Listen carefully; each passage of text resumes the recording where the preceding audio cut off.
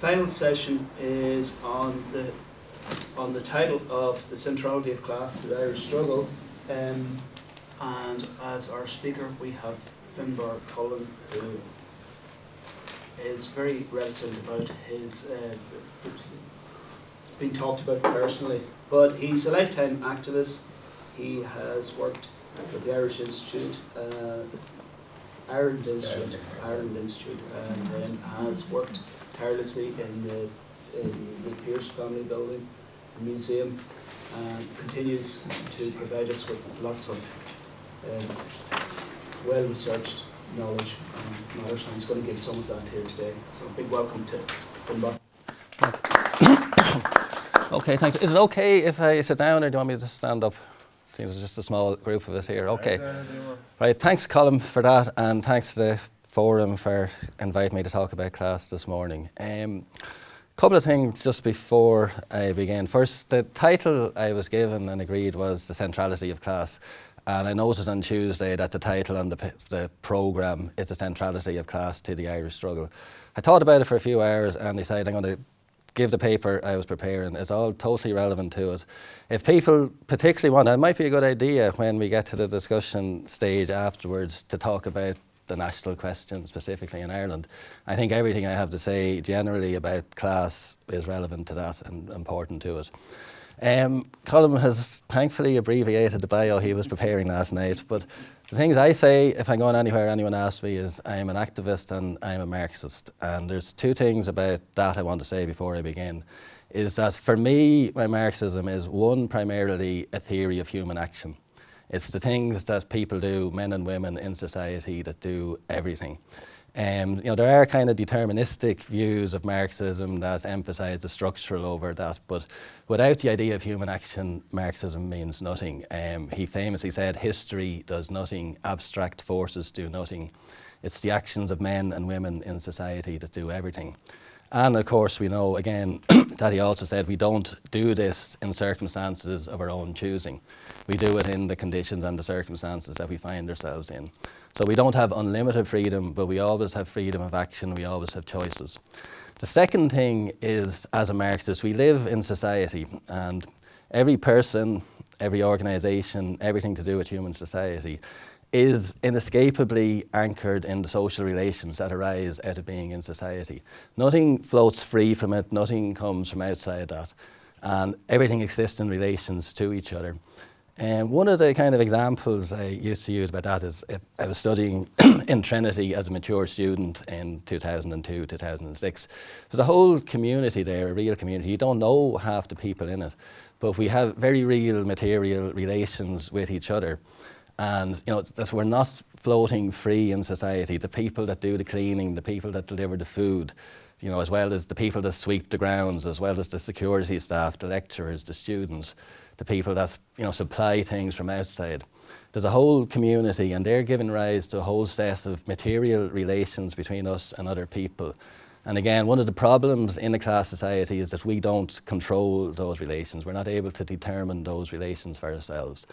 So, to get on to the topic that I've been asked to address, class.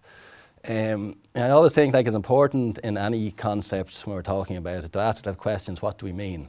Why are we saying something? You know, if we're saying class is central, why are we saying that? Not just take it as something that we assume. So the place I start, this is my own thinking on the subject and you know how I understand it for myself, is we must start at the basis of society. Where does society come from? What's going on in society? And what we say as socialists is that society arises out of production. Men and women come together to produce the things that they need to survive, to exist, to recreate society, reproduce society. That's, you know, an essential level of just basic needs of existence that's without which human society can't even, you know, survive or continue. And that is why society comes together. The kind of things we're talking about, food, shelter, clothing, are the kind of basic primary needs. And after that, once you've established that, we go on to other things like tools and infrastructure, roads and bridges, and maybe factories later on. And everything in a very complex modern society, like capitalist society in the 21st century, starts with that basic thing of people coming together to produce the things they need to exist. Now, other origins of society are sometimes proposed. People argue that society comes out of people coming together to form political unions, or because of cultural and linguistic origins. Again, we can't go back in time, we can't do an experiment to see what actually happened. But I mean, again, I think by just a process of common sense and thinking about it, that the only plausible explanation is that people come together for production. What is the point of a political union if you haven't already got social relations, you haven't got some social basis for it? There's no meaning to a political union outside of that. Equally with something like language, I mean, for some reason people get hung up on this one. It seems to me as clear as anything. Why would somebody in Donegal and somebody in Cork speak the same language, understand each other, unless there's already a social basis for that? They're already interacting on a real material basis. There's no point to it. So again, this is what we say, that society arises from production, from people coming together to produce the means of existence. And it's at this point that class arises, at this very origin point in the origins of society. And class arises from the position of people in the organisation of production, and what we sometimes call in the jargon the relationship of people to the means of production. The means of production very simply are the raw materials, the land, the capital that are used in production, and capital is again simply things like factory and machinery and the cash and finance that are owned by the capitalists. And the crucial question in any class society is who owns property, who owns the means of production. And everything that happens later on in society, the way society develops, depends on that question and how production is organised at that point. And in a class society and in capitalism, a very small class of people own property, own the means of production, and thereby they have enormous control over the development of society, the social relations within it, and everything that happens within it.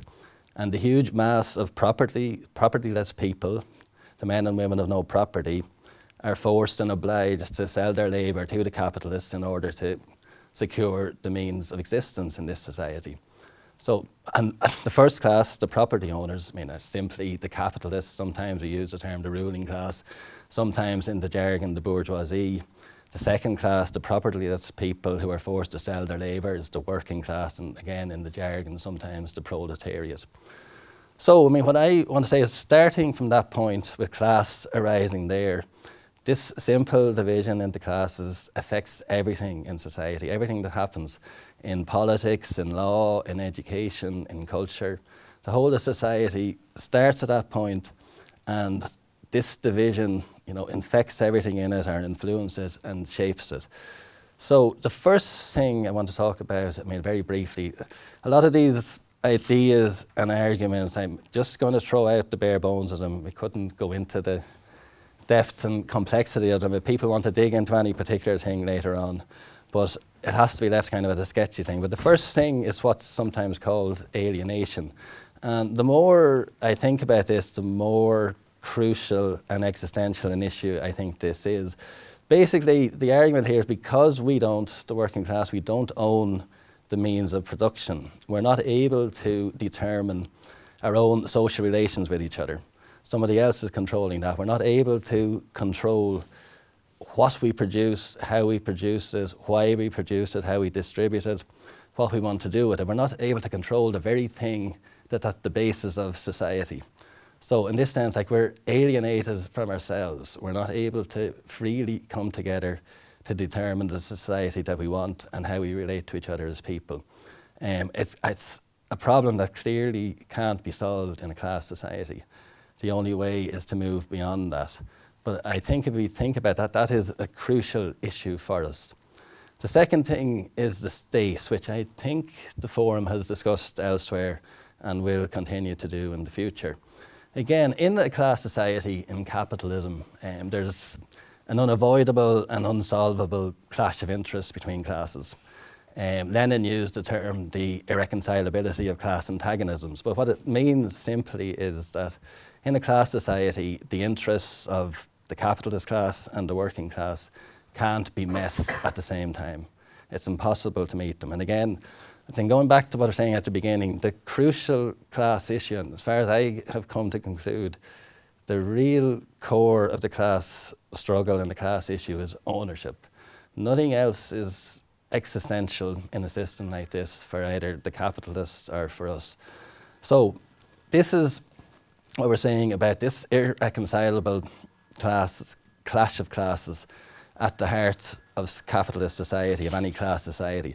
That is where the state originates from. And contrary to the ideology of capitalism, the state isn't a neutral set of institutions to arbitrate between interests. It doesn't come, from outside the social structure, outside the class structure. The state is simply, in this way of looking at things, a set of institutions that implement the rule and the interests of the capitalists, of the property owners.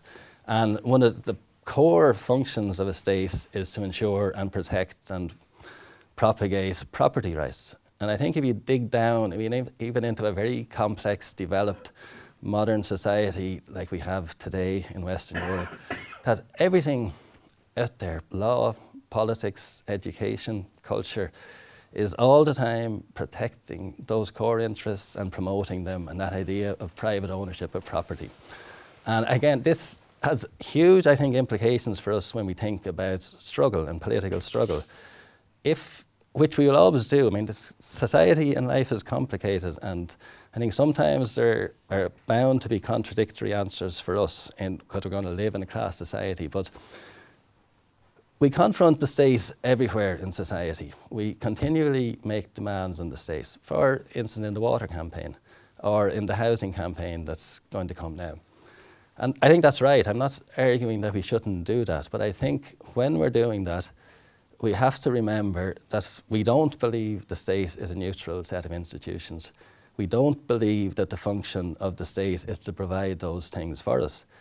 The state is about protecting and promoting the interests of the capital class. It's an instrument of class rule. And we need to understand that when we're devising strategies. The last thing I just want to say about that, and again, it's just really a line to add in there, is that like everything else in the class society, the state can be an arena for struggle and contestation, but we need to have no illusions about what it is in that. The third thing in this area, just briefly, is about culture. Culture, can be thought of as forms, ideas, values, and the artistic and literary expressions as well. Again, culture doesn't come from outside society. It comes from the things that people do when they come together to produce things and create society. So from the beginning, anything like that culture, anything we do is enmeshed in the social relations that we create there. Which means that most culture in a society, a class society, a capitalist society, carries the values and the ideas of capitalism. And it's all the time, it's everywhere. And it's, whether we watch Hollywood movies, read newspapers, watch television, read books, talk to each other, we're all the time surrounded by this culture. It's almost like, second nature to us. It's very hard to resist it, but it is full of the values and the ideas of capitalism. Again, as I said, like with the state, of course, culture is contested, and there's plenty of cultural expressions and forms which are deliberately and intentionally oppositional and revolutionary and so on. But again, we need to think that the main thing that's going on there is that culture is full of the values of capitalism. And again, we need to think about the oppositional forms and things too. How much do they break free from those social relations in setting themselves up in opposition? Closely related to the idea of culture is the idea of ideology, which again is a core idea in thinking about society and in thinking about capitalism. Ideology, I think, can be thought of as the ideas, the values and norms of a group or a political class or formation. In a developed or a fully developed one, it'll form a comprehensive worldview that takes in everything in society and organises it in a form of understanding and a way of understanding the thing. Like everything else in a class system, I believe, the first ideological struggle is over how we understand the process of production, where we start to come together socially and where we create society. In capitalist ideology, the capitalists tell us that private ownership of the means of production and property, that workers selling their labour in the marketplace, that the operation of markets and competition are natural and fair and just and effective and efficient and in the interest of everybody. Now, we regard that is kind of a common sense view. I would argue that most people in society, have to some degree or other, and even where they may disagree with parts of it or see through it, that they kind of swallow most of it, if that's kind of a condescending word, but I think I know what I mean. But we regard it as an ideological view. Marx once used the phrase that it's an upside down view of reality, turning reality upside down. So what we say, the working class socialists, is that the private ownership of property, of the means of production, is an appropriation by a small group of people, a small class, of the wealth and the wealth producing processes that belong to us all socially and collectively, that the need for workers to sell their labour to the capitalists to secure the means of existence is a denial of our freedom to determine our relations with each other and a denial of our freedom to form society as we choose and as we wish, and that the operation of markets and competition are a means by which the capitalists control us, control society, and again appropriate the wealth that we, the workers, produce socially and collectively.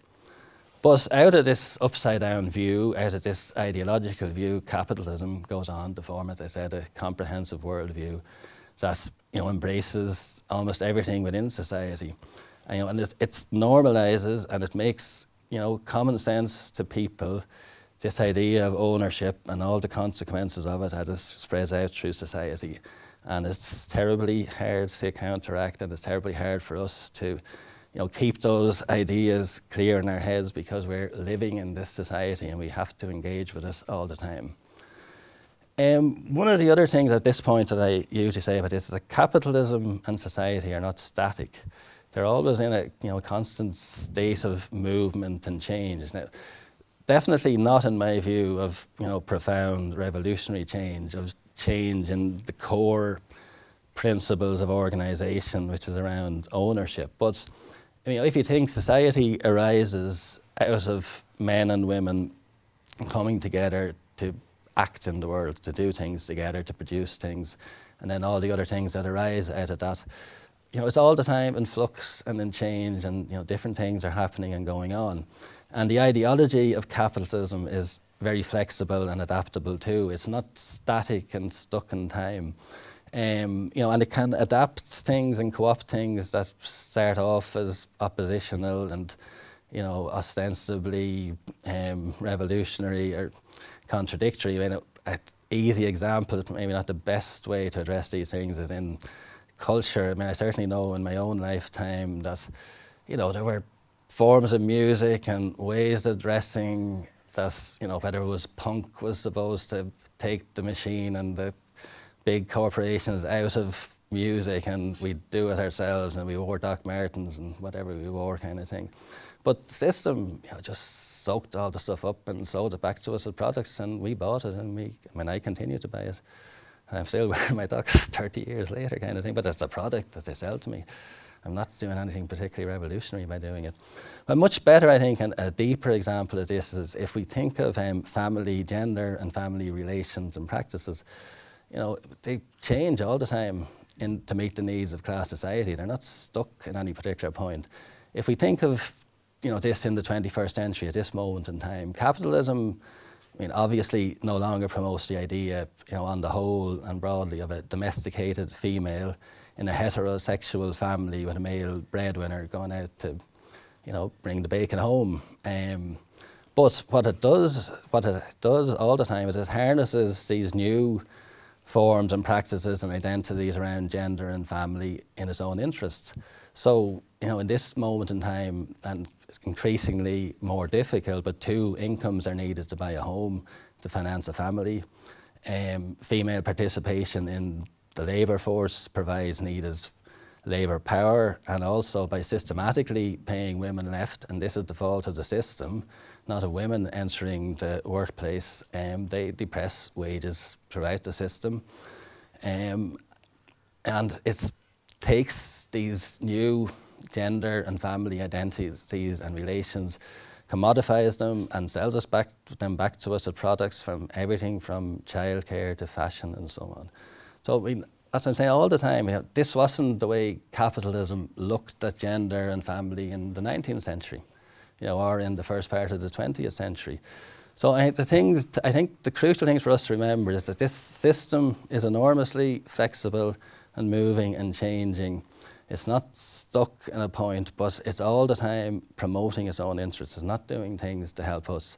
Some of them may make our lives better in different ways. I mean, that's obvious, but it's still about the interests of one class. The only thing I want to argue that's constant in a class society like this in capitalism is the class struggle, the struggle over the ownership of the means of production, over property, and that's the crucial issue for us all the time. And it's also the reason why in a class society like this, like in capitalism, the working class is the only revolutionary class. It's the only class that can't be free as long as it's forced to sell its labour in this system. It needs to get control of the means of production so that it can free itself and ultimately free all of society, because everyone, the people who benefit as much as us, are living within the social relations that this system creates. And we certainly believe that they don't allow any of us to live and develop, you know, fully human lives and have fully human relations with each other. The next thing, again, I don't know if it's kind of a bit jammed in at this point, but I just want to say something briefly about imperialism. I think there was a weekend where that was addressed in some depth. I think Eugene spoke about imperialism. But imperialism is a crucial concept in thinking about class. There is a mistake, I believe, in that a lot of people, and particularly in Ireland in terms of nationalism and to an extent in republicanism as well, you know, kind of think of imperialism as a form of colonialism or as some kind of an extension of it. I think that's a mistake. The second mistake I think people commit on this is they focus on the political expressions of imperialism. And I think, again, clearly, if we think about what imperialism is, that it's essentially an economic formation. You know, as Lenin said in the title of his book, it's the highest stage of capitalism. And I mean, it's the economic developments that give rise to the emergence of imperialism in the capitalist system. Again, I mean, the key factor in it are economic. The first one is that production and finance become concentrated in fewer and fewer and bigger corporations and conglomerates, you know, giving rise to oligopolies and monopoly, and hence we talk about monopoly capitalism. The second thing is that finance capital comes to dominate productive industrial capital, and that is that those who own finance come to make the decisions in the system in a way that prior to that it was essentially the capitalists who are producing goods in factories and commodities were the driving force in this. The third thing that happens in the emergence of imperialism is that the export of capital, which I take to be essentially investment abroad, comes to exceed the export of goods that can be consumed. So, I mean, again, these are the core features of imperialism, and they're all economic. It's an economic formation, but the things that accompany that is that the next one is that more and more areas of the globe, of the planet, are incorporated into the system of capitalism, and a completely new division of labour emerges. I mean, again, it continues to this day, but I mean, in Ireland, we know that even in the last 5 years and 10 years, jobs have moved out of Ireland, productive jobs, to Eastern Europe and other places, and this has been the experience. But this has been going on for 100 years, and it's all to meet the needs of capitalism. And the final kind of feature that we talk about in imperialism is the political expressions, and essentially that, accompanying all of this economic reorganisation of capitalism or development in capitalism, there's a new division of the world into spheres of influence and control. But it's quite different, I think, than the old colonialism. And I think Emmanuel Wallerstein, I think, rightly argued that actually, in this era, the old style colonialism is, not only outdated, but it's actually counterproductive to the interest of imperialism and capitalism. Again, because, nothing is simple in a system like this. It persists a long time after maybe the rationale for it in the capitalist system is gone. And we know, to our detriment, that throughout the 20th century there were bloody struggles to dismantle the old colonial structures. Today even in London, we know that there are elements, it's not the dominant element in the British establishment, this still hark back to empire and old colonial ideas that are 100 years out of date. These things persist long after they are of value and of use and have social meaning. But again, the real point anyway I'm trying to make here is that imperialism is quite different formation than colonialism.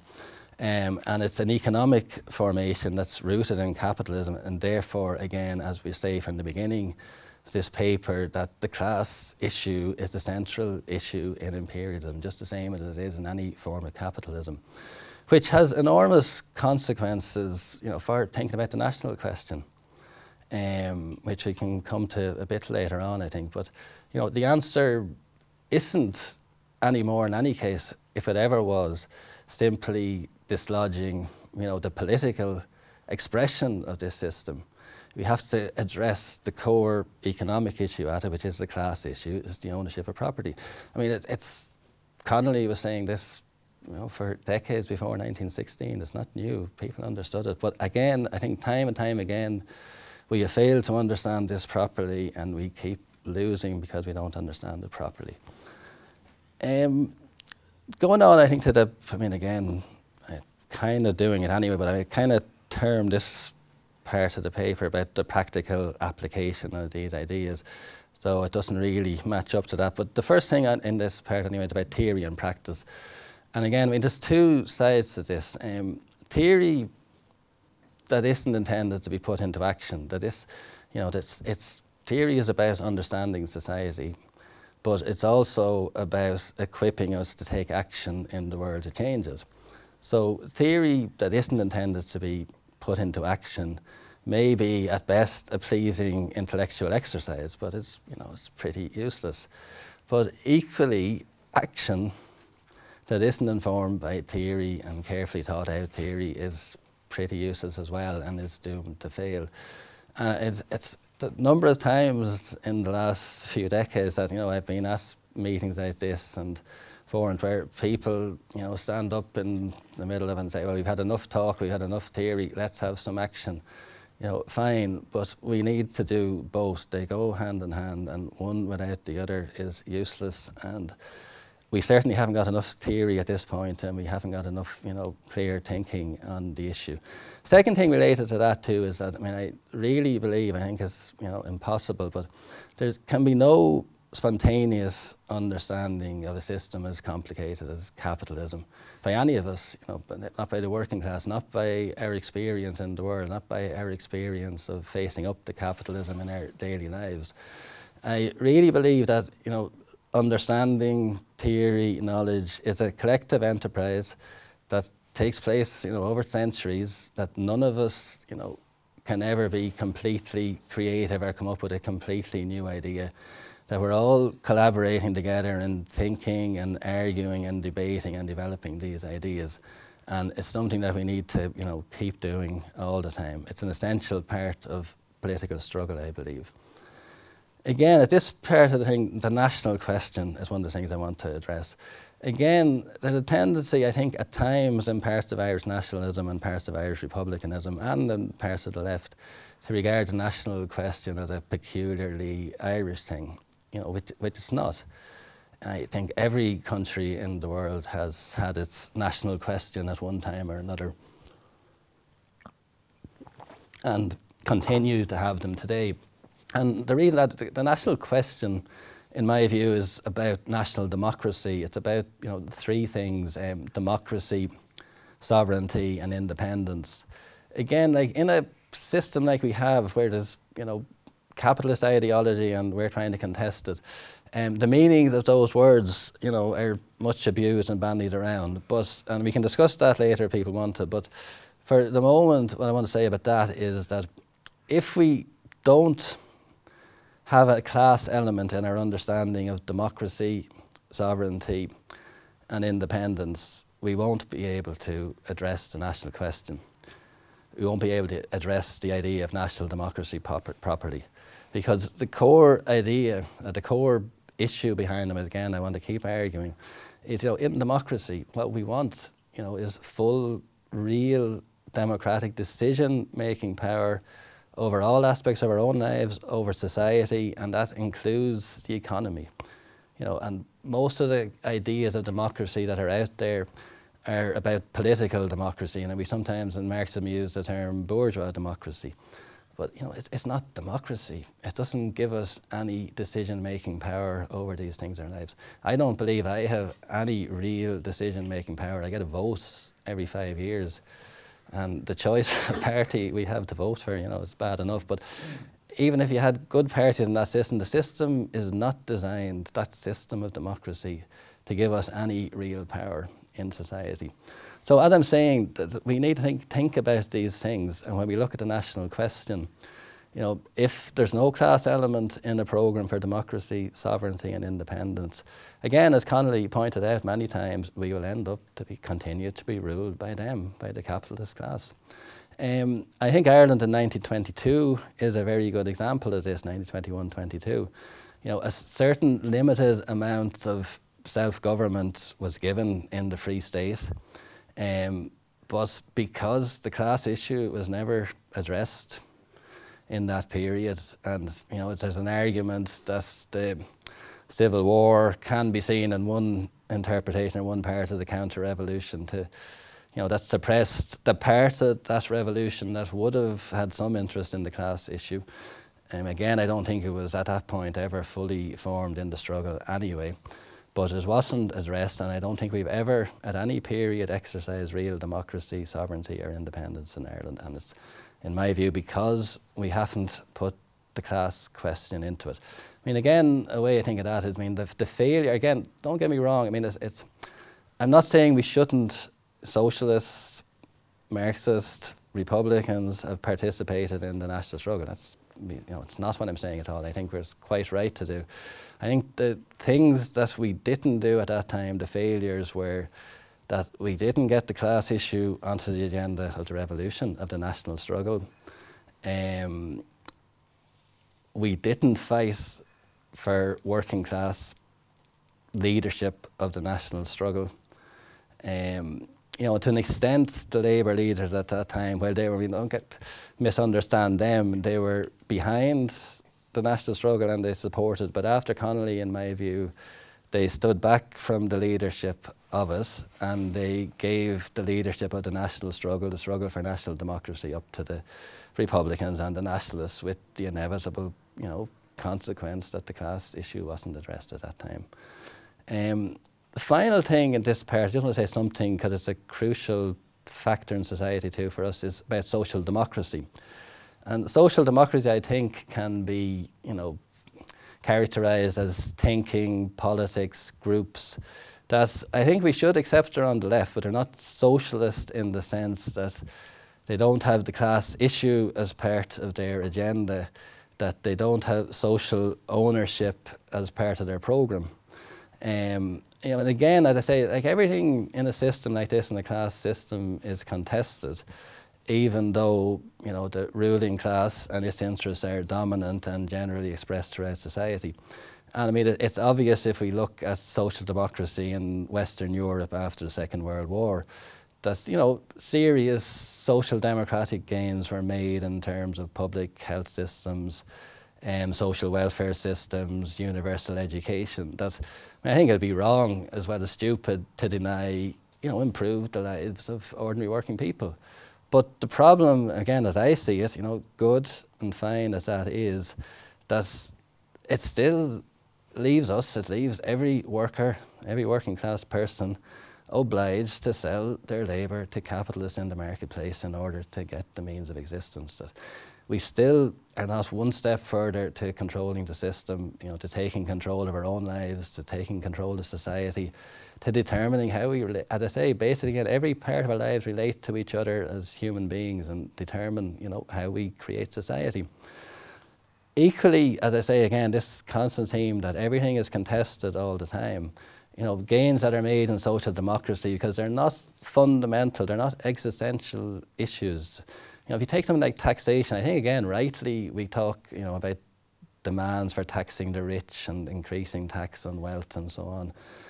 Fine and right, but I mean, there's no, in my view, you know, level of taxation in society above or below which there's an existential issue for capitalism. You know, or for us, you know, you can tax to 80%, right?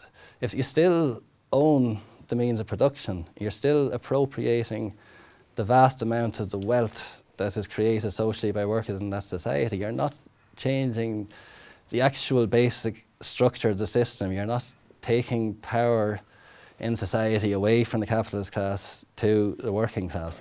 I mean, again, it might be a great thing if we could get those kind of levels in one sense of redistribution and taxation, but the point being that I don't believe it's an existential issue for the system. And the second thing in a system that's, you know, there's a constant state of class struggle going on is that gains are rolled back all the time, you know, depending on the fluctuations in class power or in, you know, what's going on in society. And in the recent crisis of capitalism, which should have been a crisis for them, we know that pay and conditions and social welfare and, you know, public service were all rolled back and undermined and continue to be as the system, you know, recovers to some extent for them anyway. So all I'm saying is that's what social democracy is.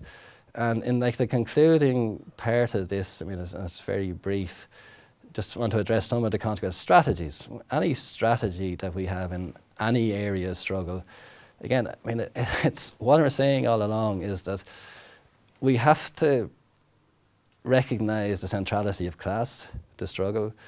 I think we have to recognise that the central class issue is ownership. And I accept fully that we can't go out in the world, in society today and just, you know, have a slogan, ownership of the means of production today. You know, we'll fall fat in our faces and get nowhere. We can't have a programme or a platform that says socialism now and nothing else. And there are, you know, this is one of the big arguments that the communist movement and the communist parties in Europe have. There's some parties that have that. And there's a real basis for saying it, because there is no position, in my view, between where we are now, the capitalists owning property, and socialism when property is socially owned. Anything in between us is a form of capitalism, and it's, you know, as I think a term Eugene might have invented or might not, you know, it's a swamp. If we get sucked into that, we fall into the swamp too. We get, you know, tied into these relations. But we have to somewhere, I really believe this is crucial for us, we have to, in our thinking, you know, be absolutely certain that the class issue has to be on the agenda somewhere, in some way. It may not be understood by most people, you know, who are receiving, you know, are interacting with it and the strategies that we're putting forward on the platforms, but that is in there, and that understanding that the class issue, the only real class issue in my view, is ownership. I mean, again, in some of the stuff we did for the 100th anniversary centenary of the 1916 Rising, I mean, one of the things we tried to put into the documents for the reclaimed division, although that didn't turn out as we had hoped in the end, but I mean, if you actually look at the documents, when we're talking about things like democracy, we're very careful to define that democracy. I mean, it's a much abused word in the world today, but that it meant that people would have real decision-making power in their lives, you know, over everything, and that democracy, decision-making, you know, had to extend to the economy. I suspect that most people looking at the documents didn't understand the significance of that. I mean, that might be condescending, but that's my view. But the reason it's there is that, I mean, rightly or wrongly, we thought we were doing it, that provides an element in your strategy and your platform, you know, that goes beyond the relations of class society, you know, that gives you a way out of it, that the democracy you're looking for, the control you're looking for, extends to the economy, which is, you know, essentially, I think, coterminous in our understanding anyway with this idea of ownership. That's the crucial issue in it.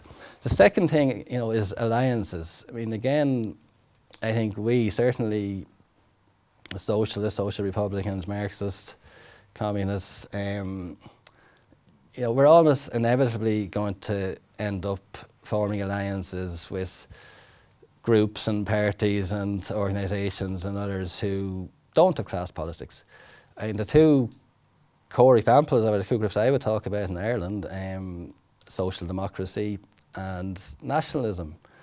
And again, like I was saying about strategies and everything else, I think we have to be very clear that, okay, we may need to and we may travel some of the roads with these people. I mean, and obviously nationalists, almost by definition, have an interest in the national question. But I would, you know, argue strongly that because nationalism doesn't address the class issue, it doesn't have the same interest in it that we have. So when we form alliances with groups like that, and equally with social democracy, we have to be very clear about their limitations and what our agendas are.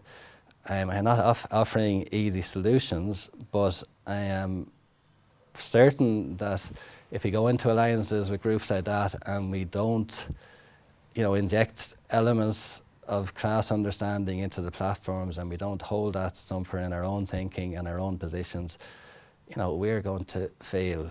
And because nationalism and social democracy will inevitably compromise with capitalism and imperialism. They don't understand it. It's not the key issue for them. So the final thing, again, I want to say, just to, you know, conclude on it, is that in everything we do, in all struggle, whether it's for national democracy, against the British involvement in Ireland, against the EU, which is a thing I left out, and I'm not going to bring it back in now, but I meant to say something about the EU if we want to address that later. But against the EU and against imperialism in general, struggles for trade union demands for pay and conditions, you know, struggles for full social services that meet our needs and our interests, struggles against government and state austerity and economic policies. That's, you know, this class issue, this core problem of ownership is at the centre of all of these things, and we need to think of all of these things in those terms and develop more, you know, complicated views of them and complex strategies for dealing with them that are clear in their ideological and theoretical understanding. So, I mean, to repeat at the risk of boring everyone to tears, you know, the class issue, in my view, is ownership, and we have to understand that and put that into the heart of everything we do. And, you know, I often think that a useful way of expressing that in, you know, in society today, in capitalist society today, and that will travel, you know, outside of people who already, you know, understand that, is that what we want is full democratic decision-making power, social decision-making power over all aspects of society and economy and over all aspects of our lives. So that's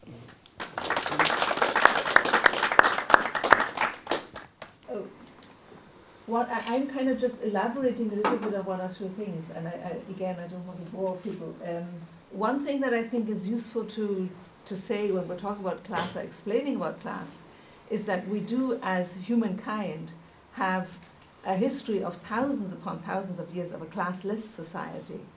That we don't just begin with capitalism, but that we have the experience of a classless society at a stage before we produce more than we actually use up in a community. So we did live in communities in a classless way, and I think that's important to just remember, because that is what we're aspiring to in some very distant future, I suppose. The next stage then is when we do begin to produce more and ownership becomes a feature of society. we must remember that we have about 1,000 years of medieval society where the means of production is largely land, not money. That that these things change, and I agree with you. The point how has to change it, but just to be aware of the long way we have come, the way classes have changed. That that money only really becomes a factor with the therefore name, capitalism, when capital and money becomes a large feature of society. So it's only from the Renaissance on, really, that we have money and banks as a factor in the whole kind of means of production area. So, yeah. So I just wanted to address the fact that we don't just begin with capitalism. I know you don't mean that, but I think I just wanted to say that again, that we have thousands upon thousands of years of pre-capitalist society. Another interesting thing I wanted to just comment on was this business of alienation, that the way Marx presents work to us is that in our work we manifest our humanity, and that is again the way it will be, hopefully, in the future, if we manage to survive this period of class society. But that we articulate our humanity in our work, and that alienation means taking that away from us, that we are only there to produce but not to realize our humanity in this production process. That was another thing I meant to say. On culture, what struck me was, again, I want to say basically that there are other currents of culture, but the dominant culture is the culture of the dominant ruling class, and that religion expresses that. In pre-class society, we have pagan religions of many gods, okay? Where as class society arises, and into the Middle Ages, throughout the Middle Ages, we have a religious concept where we must have hierarchies between the believer at the very bottom of this ladder, all the hierarchies in between, and then we have the Pope and God and all of that at the top. And that this is it's eliminated with capitalist society, because we no longer want hierarchies between ourselves and God. And that I suppose it arises with the Renaissance as well. For the first time, it becomes possible not to have a God. It suits elements of the bourgeoisie in the early days, and it also becomes really part of our own culture then, as the culture of the working people and the working classes, that we want to do away with God altogether. But religion is an expression of culture, and I just wanted to point out at the historic nature of that as well, and that I think you were talking about how capitalism isn't the one monolithic thing, but it develops historically. I think this is one of the main points I'm making, is that we live in history, and that things develop and change all the time, and that capitalism, I'm talking to the converted, everybody knows this anyway in this room, that capitalism started out as a very progressive new stage of our development, and has come to the point we're at now. But I mean, it didn't, so I think you were saying that, but I suppose what I'm saying, in addition to that, we need to keep an eye on the subculture that is going all the time as well. And we have a working class culture, really, since the French Revolution demonstrated the true nature of bourgeois dictatorship, okay? And from then on, we have the reaction of the working class in culture. And so those are just kind of additions that I had, that were going on in my head as you were speaking. So I hope, that's basically what I wanted to say on the historic part. Other people will probably want to talk about other aspects of what you said. Sorry. No, first of all, I enjoyed that, and I agree with the central argument you're making, that the class issue is absolutely central. Just in terms of a couple of thoughts on theory and then strategy, in sense of theory, again, I agree with what you're saying, that it's crucial to action, how we proceed.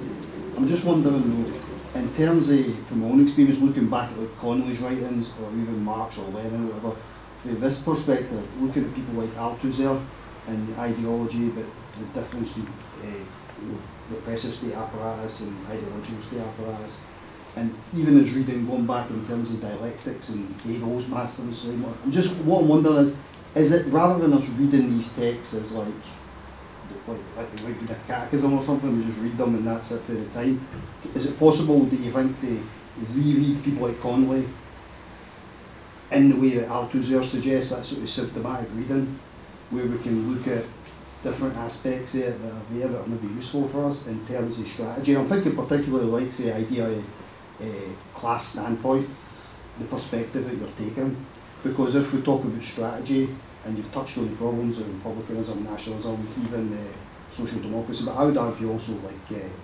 left, Trotskyist, communist parties or whatever in my experience, that a lot of them talk about socialism, but they're talking about socialism within the working class, either because they are in the working class themselves, the leaders of organisations, or they didn't have much interest in organising within working class communities.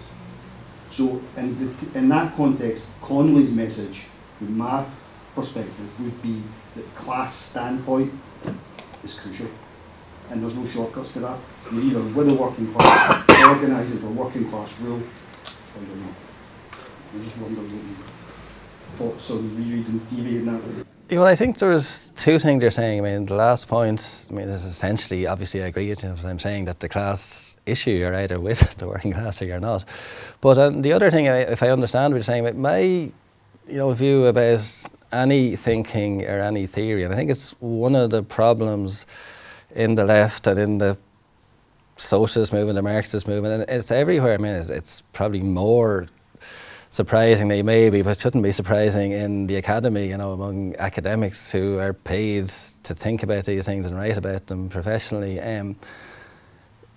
I believe, again, I mean, it's the risk of being condescending, that people by and large don't question properly what's put in front of them, that they accept what it is. And it doesn't matter to me like whether you're reading Althusser or Marx, or Lenin or Connolly or Patrick Pearse, who's quite interesting and usually left out of these things, even though, I mean, I was interested that he wasn't named yesterday, but that the piece that Brian read from the Democratic Programme was directly from The Sovereign People, the last pamphlet that Patrick Pearse wrote, which is very interesting from a social mind. But anyway, the point I'm trying to make is that, when I became interested in these things and became, active in and regard myself as a Marxist, I mean, the question is, what is a class? Why am I saying that the class issue is central? What is the class issue? Right? I mean, it's not good enough to accept it just because it was written in a book. It doesn't matter whether Karl Marx wrote it or James Connolly or somebody else. We have to ask ourselves the question: what's that mean? How can I express that in terms of my own understanding of society and life, my own life? What is a nation? What is a class? What's the class struggle?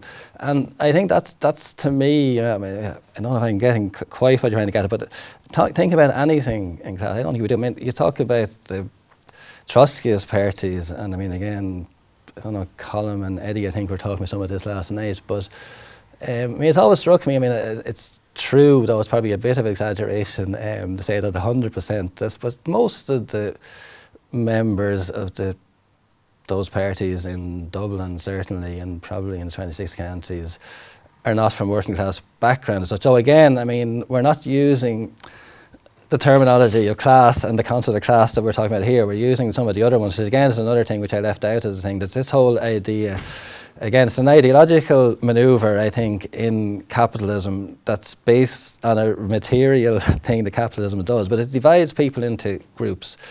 And, the sociologists at the moment use a kind of an A, B, C, D, E categorisation, and we're familiar going back a bit in time, upper, middle and lower, which kind of has reduced, and partly because I think Jenny is talking about getting rid of deference and so on, but it's not a real thing.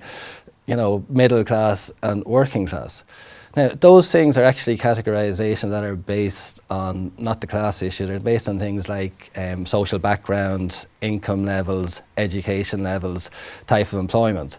And I say they're real because capitalism rewards those things differently, and it will pay academics more than usually. I mean, at this moment, essentially, the things are in flux again, and there's a lot of casualisation in, you know, education, but by and large, you know, it pays some people a lot more than the others and gives a basis to this way of thinking. But I was saying, like, about some of these parties, you know, in that kind of thinking, you know, have people that are certainly not parts of, you know, what we consider the working class or the industrial working class.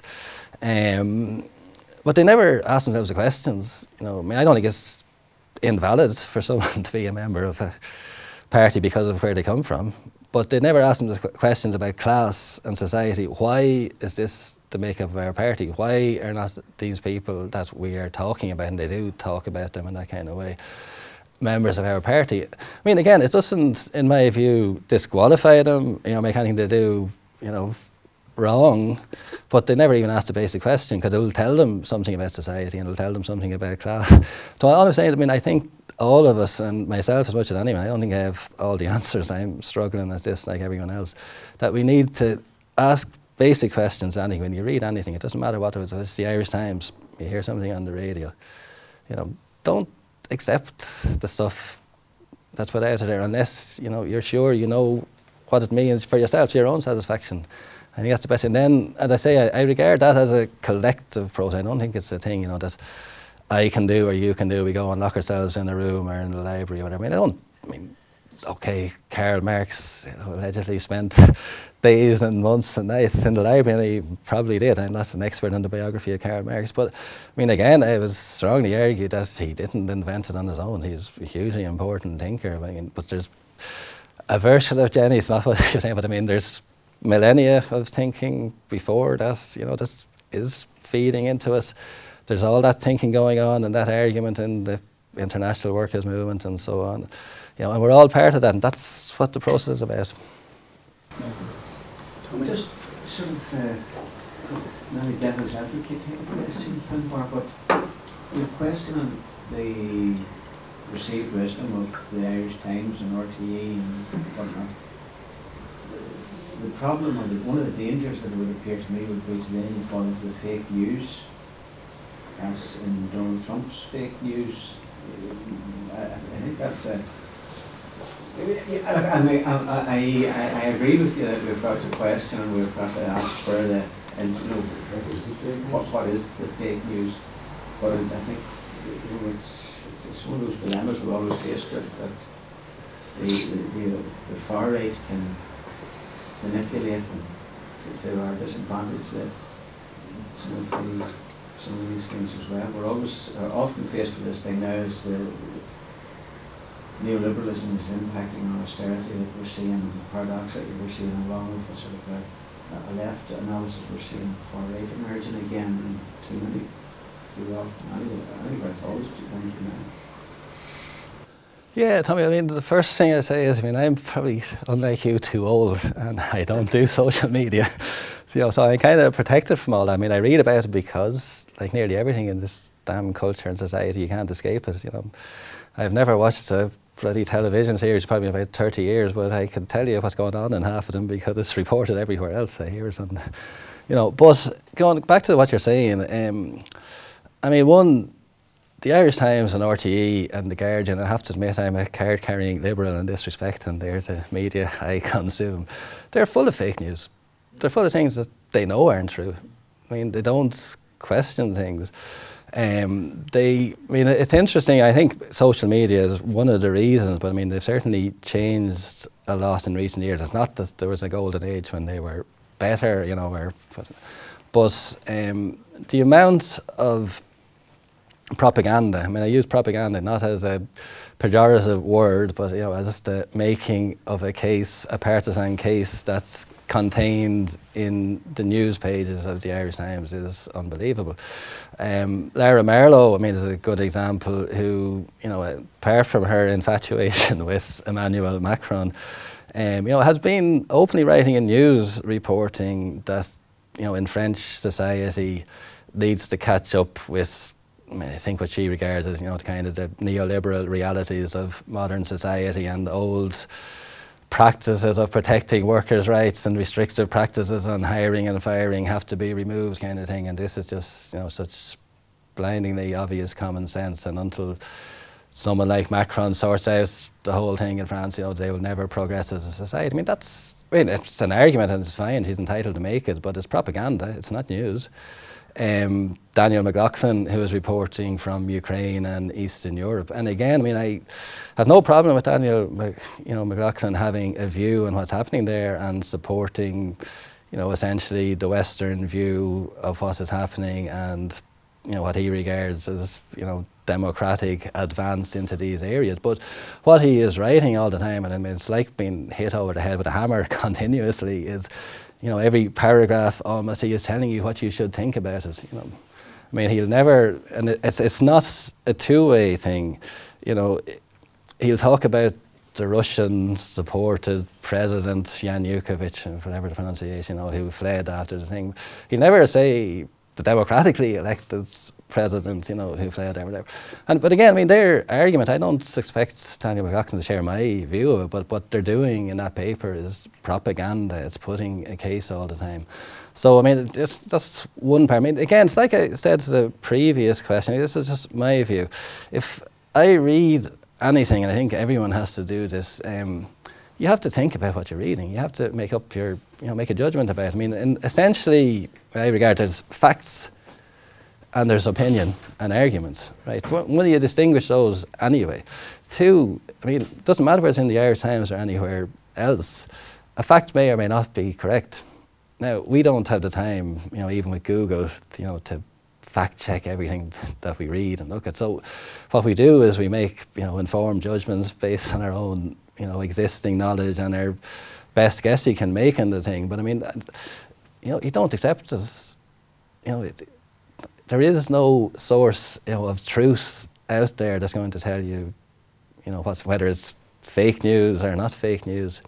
You have to think these things through for yourself and make up your own mind. That's the best I can say on that. I think, all right, these last two questions, was I'm conscious that people will be going for Niall and then Eddie. Well, it isn't really a question, it's just a continuation of what Tommy and Finbar have been saying about the media. That I mean, my thumbnail rule is that if, for example, the BBC, RTE, Irish Times, and so on are in support of one particular individual in one particular country, you can be pretty fucking sure that that person is working on behalf of imperialism. But then, so I don't buy the Irish Times anymore because it is fake news. I don't buy the Guardian because you can get it for nothing anyway online. But it's interesting also the likes of Intercept, which is apparently Glenn Greenwald works for them. He left the Guardian. He was part of the Edward, your man, what's his name? Snowden. He did the reporting and then he went to Intercept. And you begin to think Intercept are okay until you start reading about what their position on Syria is.